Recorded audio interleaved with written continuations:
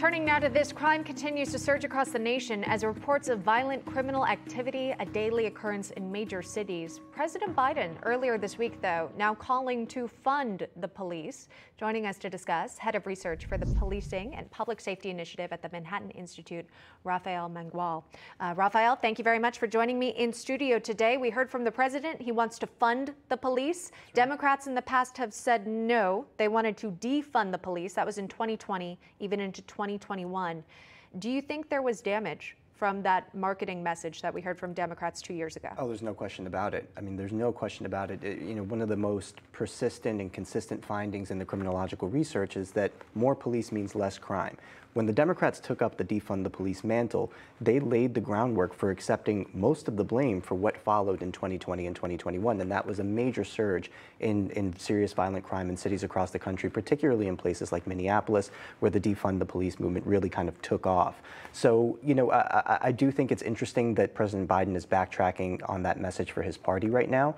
What I will say, though, is that it's not going to be enough. If we care about actually getting crime under control, one of the things that the Democrats need to understand is that police are just one component of the criminal justice system. When they continue to make arrests, but the criminal justice system more broadly keeps spitting these individuals back out onto the street, policing is just not going to be as effective as it used to be. Sure. I think you're referring to law enforcement of the laws, right? And actually holding criminals accountable for their actions with legal punishments.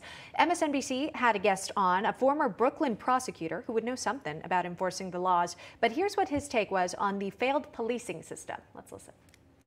Policing in America, as we know it, does not have a future in terms of its humanity, in terms of its feigning civility. None of it has a future. And so the only hope is to uproot it from the ground up and start over and build something better, given what we learned with this failed experiment in American policing.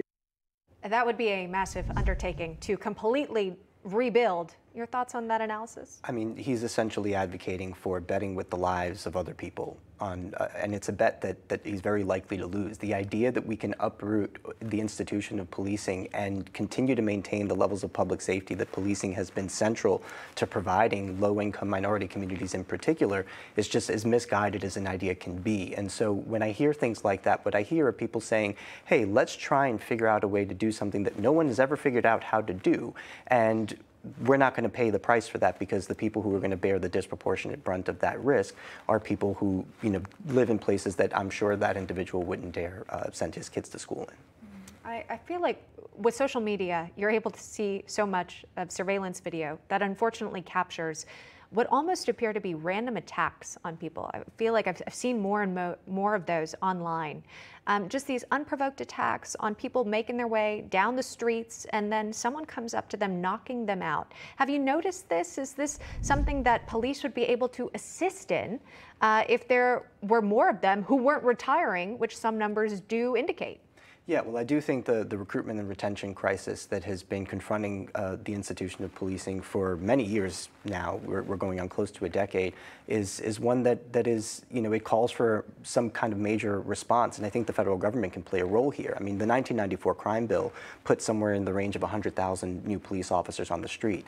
The 20 to 25 year mark is upon us where those individuals are becoming eligible for retirement, and so we are suffering a serious loss of police force, and that has to be dealt with. With respect to, games like Knockout and those kinds of crimes that I think trouble us all, these sort of stranger violence crimes, the thing that we have to keep in mind is that almost inevitably when someone is arrested for one of those offenses, it turns out that they've got 10, 15, 20 prior arrests. They're out on bail, they're out on parole, they're out on probation.